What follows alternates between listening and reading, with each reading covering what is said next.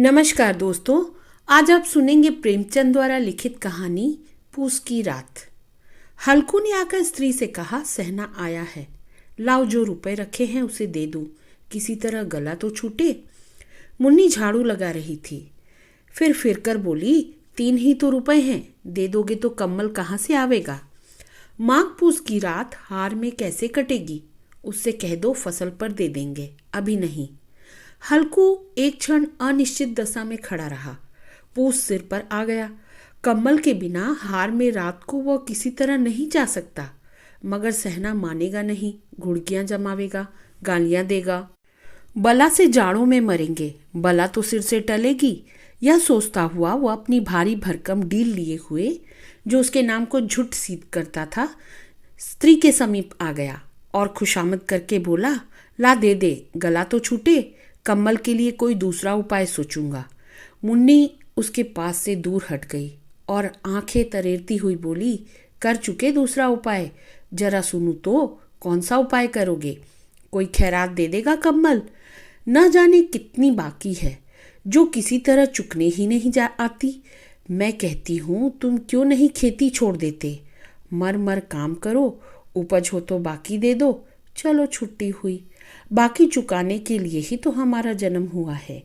पेट के लिए मजूरी करो, ऐसी खेती से बाज आए। मैं रुपए न दूंगी। हल्कू उदास होकर बोला, तो क्या गाली खाऊं? मुन्नी ने तड़प कर कहा, गाली क्यों देगा, क्या उसका राज है? मगर यह कहने के साथ ही उसकी तनी हुई भौहें ढीली पड़ गई। हल्कू के उस वाक्य में जो कठोर सत्य था, वह मानो एक भीषण जंतु की भांति उसे घूर रहा था। उसने जाकर आले पर से रुपए निकाले और लाकर हल्कू के हाथ पर रख दिए।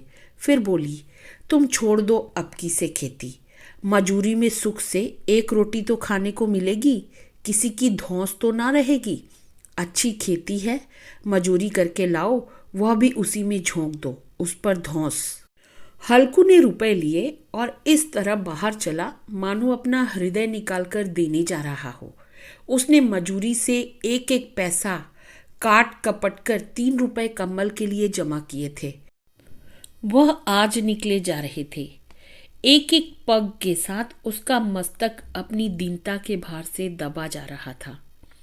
पूस की अंधेरी रात, आकाश पर तारे भी ठिठुरते हुए मालूम होते थे।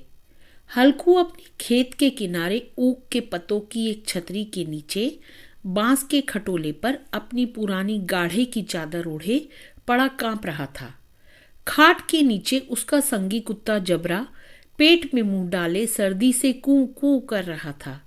2 में से एक को भी नींद ना आती थी। हल्कू ने घुटनियों को गर्दन में चिपकाते हुए कहा, क्यों जबरा, जाड़ा लगता है? कहता तो था घर में पुआल पर लेट रहे, तो यहाँ क्या लेने आए थे? अब खाओ ठंड, मैं क्या करूं? जानते थे मैं हलवा पूरी खाने आ रहा हूं, दौड़े दौड़े आगे आगे चले आए, अब रो नानी के नाम को। जबरा ने पड़े पड़े दुम हिलाई और अपनी कुकू को दीर्घ बनाता हुआ एक बार जम्हाई लेकर चुप हो गया। उसकी श्वान बुद्धि ने शायद ताड़ लिया, स्वामी को मेरी कुकू से नींद नहीं आ रही है। हल्कू ने हाथ निकालकर जबरा की ठंडी पीठ सहलाते हुए कहा, कल से मत आना मेरे साथ, नहीं तो ठंडे हो जाओगे। यह रांड पछुआ न जाने कहाँ से बर्फ लिए आ रही है। उठूं, फिर एक चिलम भरूं, किसी तरह रात तो कटे। 8 चिलम तो पी चुका। यह खेती का मजा है। और एक एक भगवान ऐसे पड़े हैं जिनके पास जाड़ा जाए तो गर्मी से घबराकर भागे। मोटे मोटे गद्दे, लिहाफ कंबल, मजाल है जाड़े का गुजर हो जाए। तकदीर की खूबी, मजूरी हम करे, मजा दूसरे लूटे। हल्कू उठा, गड्ढे में से जरा सी आग निकालकर चिलम भरी। जबरा भी उठ बैठा। हल्कू ने चिलम पीते हुए कहा, पिएगा चिलम? जाड़ा तो क्या जाता है, जरा मन बदल जाता है। जबरा ने उसके मुंह की ओर प्रेम से छलकती हुई आंखों से देखा। हल्कू, आज और जाड़ा खा ले, कल से मैं यहाँ पुआल बिछा दूंगा, उसी में घुसकर बैठना, तब जाड़ा न लगेगा। जबरा ने अपने पंजे उसकी घुटनियों पर रख दिए और उसके मुंह के पास अपना मुंह ले गया। हल्कू को उसकी गर्म सांस लगी। चिलम पीकर हल्कू फिर लेटा और निश्चय करके लेटा कि चाहे कुछ भी हो अब की बार सो जाऊंगा। पर एक ही क्षण में उसके हृदय में कंपन होने लगा। कभी इस करवट लेता, कभी उस करवट, पर जाड़ा किसी पिशाच की भांति उसकी छाती को दबाए हुए था। जब किसी तरह न रहा गया तो उसने जबरा को धीरे से उठाया और उसके सिर को थपथपाकर उसे अपनी गोद में सुला लिया। कुत्ते की देह से जाने कैसी दुर्गंध आ रही थी, पर वह उसे अपनी गोद में चिपटाए हुए ऐसे सुख का अनुभव कर रहा था जो इधर महीनों से उसे न मिला था। जबरा शायद यह समझ रहा था कि स्वर्ग यही है, और हल्कू की पवित्र आत्मा में तो उस कुत्ते के प्रति घृणा की गंध तक न थी। अपने किसी अभिन्न मित्र या भाई को भी वह इतनी ही तत्परता से गले लगाता। वह अपनी दीनता से आहत न था जिसने आज उसे इस दशा को पहुंचा दिया। नहीं, इस अनोखी मैत्री ने जैसे उसकी आत्मा के सब द्वार खोल दिए थे और उनका एक एक अणु प्रकाश से चमक रहा था। सहसा जबरा ने किसी जानवर की आहट पाई। इस विशेष आत्मीयता ने उसमें एक नई स्फूर्ति पैदा कर दी थी जो हवा के ठंडे झोंकों को तुच्छ समझती थी।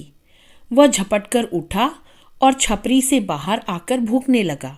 हल्कू ने उसे कई बार चुमकार कर बुलाया, पर वह उसके पास न आया। हार में चारों तरफ दौड़ दौड़ कर भूखता रहा। एक क्षण के लिए भी आ भी जाता तो तुरंत ही फिर दौड़ता। कर्तव्य उसके हृदय में अरमान की भांति ही उछल रहा था। 1 घंटा और गुजर गया। रात ने शीत को हवा से धकधकाना शुरू किया। हल्कू उठ बैठा और दोनों घुटनों को छाती से मिलाकर सिर को उसमें छिपा लिया। फिर भी ठंड कम न हुई। ऐसा जान पड़ता था सारा रक्त जम गया है। धमनियों में रक्त की जगह हिम बह रहा है। उसने झुककर आकाश की ओर देखा। अभी कितनी रात बाकी है। सप्तऋषि अभी आकाश में आधे भी नहीं चढ़े। ऊपर आ जाएंगे तब कहीं सवेरा होगा। अभी पहर से ऊपर रात है। हल्कू के खेत से कोई 1 गोली के टप्पे पर आमों का एक बाग था। पतझड़ शुरू हो गई थी। बाग में पत्तियों को ढेर लगा हुआ था। हल्कू ने सोचा चलकर पत्तियां बटोरूं और उन्हें जलाकर खूब तापूं। रात को कोई मुझे पत्तियां बटोरते हुए देखे तो समझे कोई भूत है। कौन जाने कोई जानवर ही छिपा बैठा हो, मगर अब तो बैठे नहीं रहा जाता। उसने पास के अरहर के खेत में जाकर कई पौधे उखाड़ लिए और उनका एक झाड़ू बनाकर हाथ में सुलगता हुआ उपला लिए बगीचे की तरफ चला। जबरा ने उसे आते देखा तो पास आया और दुम हिलाने लगा। हल्कू ने कहा, अब तो नहीं रहा जाता जबरू, चलो बगीचे में पत्तियां बटोर कर तापे। टाठे हो जाएंगे तो फिर आकर सोएंगे, अभी तो बहुत रात है। जबरा ने कूकू करके सहमति प्रकट की और आगे आगे बगीचे की ओर चला। बगीचे में खूब अंधेरा छाया हुआ था और अंधकार में निर्दय पवन पत्तियों को कुचलता हुआ चला जाता था। वृक्षों से ओस की बूंदें टप टप नीचे टपक रही थी।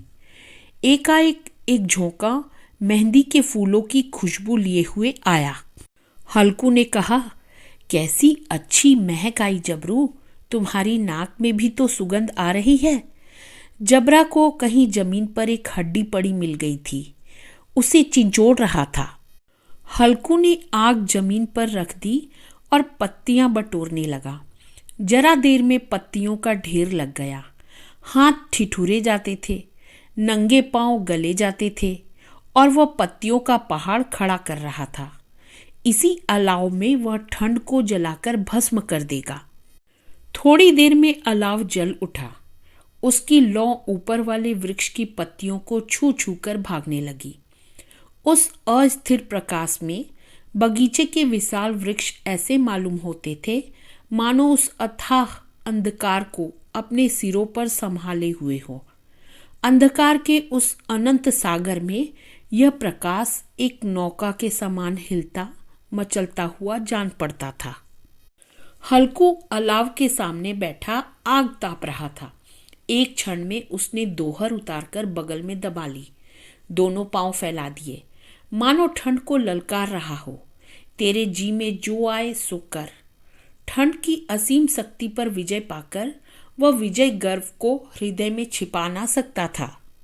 उसने जबरा से कहा, क्यों जब्बर, अब ठंड नहीं लग रही है? जब्बर ने कूकू करके मानो कहा, अब क्या ठंड लगती ही रहेगी? पहले से यह उपाय न सूझा, नहीं इतनी ठंड क्यों खाते? जब्बर ने पूंछ हिलाई। अच्छा आओ, इस अलाव को कूदकर पार करें, देखे कौन निकल जाता है। अगर जल गए बच्चा तो मैं दवा ना करूंगा। जब्बर ने उस अग्नि राशि की ओर कातर नेत्रों से देखा। मुन्नी से कल न कह देना, नहीं तो लड़ाई करेगी। यह कहता हुआ वह उछला और उस अलाव के ऊपर से साफ निकल गया। पैरों में जरा लपट लगी, पर वह कोई बात न थी। जबरा आग के गिर्द घूमकर उसके पास आ खड़ा हुआ। हल्कू ने कहा, चलो चलो, इसकी सही नहीं, ऊपर से कूद कर आओ। वह फिर कूदा और अलाव के इस पार आ गया। पत्तियां जल चुकी थी, बगीचे में फिर अंधेरा छा गया था। राख के नीचे कुछ कुछ आग बाकी थी, जो हवा का झोंका आ जाने पर जरा जाग उठती थी, पर एक क्षण में फिर आंखें बंद कर लेती थी। हल्कू ने फिर चादर ओढ़ ली और गर्म राख के पास बैठा हुआ एक गीत गुनगुनाने लगा। उसके बदन में गर्मी आ गई थी, पर ज्यों-ज्यों शीत बढ़ती जाती थी उसे आलस्य दबाए लेता था। जबरा जोर से भूखकर खेत की ओर भागा। हल्कू को ऐसा मालूम हुआ कि जानवरों का एक झुंड खेत में आया है। शायद नील गायों का झुंड था। उनके कूदने दौड़ने की आवाज़ें साफ कान में आ रही थी। फिर ऐसा मालूम हुआ कि खेत में चर रही हैं। उनके चबाने की आवाज़ चर चर सुनाई देने लगी। उसने दिल में कहा, नहीं, जबरा के होते कोई जानवर खेत में नहीं आ सकता। नोच ही डाले, मुझे भ्रम हो रहा है। कहाँ, अब तो कुछ सुनाई नहीं देता। मुझे भी कैसा धोखा हुआ। उसने जोर से आवाज़ लगाई, जबरा जबरा। जबरा भूखता रहा, उसके पास ना आया। फिर खेत के चरे जाने की आहट मिली। अब वह अपने को धोखा न दे सका। उसे अपनी जगह से हिलना जहर लग रहा था। कैसा दंदराया हुआ था। इस जाड़े पाले में खेत में जाना, जानवरों के पीछे दौड़ना असहाय जान पड़ा। वह अपनी जगह से न हिला। उसने जोर से आवाज लगाई, लिहो लिहो लिहो। जबरा फिर भूखा। जानवर खेत चर रहे थे। फसल तैयार है। कैसी अच्छी खेती थी, पर ये दुष्ट जानवर उसका सर्वनाश किए डालते हैं। हल्कू पक्का इरादा करके उठा और 2-3 कदम चला, पर एकाएक हवा का ऐसा ठंडा चुभने वाला बिच्छू के डंक का सा झोंका लगा कि वह फिर बुझते हुए अलाव के पास आ बैठा और राख को कुरेदकर अपनी ठंडी देह को गरमाने लगा। जबरा अपना गला फाड़ डालता था। नील गायें खेत का सफाया किए डालती थी और हल्कू गर्म राख के पास शांत बैठा हुआ था। अकर्मण्यता ने रस्सियों की भांति उसे चारों तरफ से जकड़ रखा था। उसी राख के पास गर्म जमीन पर वह चादर ओढ़कर सो गया। सवेरे जब उसकी नींद खुली तब चारों तरफ धूप फैल गई थी और मुन्नी कह रही थी, क्या आज सोते ही रहोगे? तुम यहाँ आकर रम गए और उधर सारा खेत चौपट हो गया। हल्कू ने उठकर कहा, क्या तू खेत से होकर आ रही है? मुन्नी बोली, हाँ, सारे खेत का सत्यानाश हो गया। भला ऐसा भी कोई सोता है? तुम्हारे यहाँ मडैया डालने से क्या हुआ? हल्कू ने बहाना किया, मैं मरते मरते बचा। तुझे अपने खेत की पड़ी है। पेट में ऐसा दर्द हुआ कि मैं ही जानता हूँ। फिर दोनों खेत के डांड पर आए। देखा सारा खेत रौंदा पड़ा हुआ है और जबरा मड़ैया के नीचे चित्त लेटा है, मानो प्राण ही ना हो। दोनों खेत की दशा देख रहे थे। मुन्नी के मुख पर उदासी छाई थी, पर हल्कू प्रसन्न था। मुन्नी ने चिंतित होकर कहा, अब मजूरी करके मालगुजारी भरनी पड़ेगी। हल्कू ने प्रसन्न मुख से कहा, रात को ठंड में यहाँ सोना तो न पड़ेगा।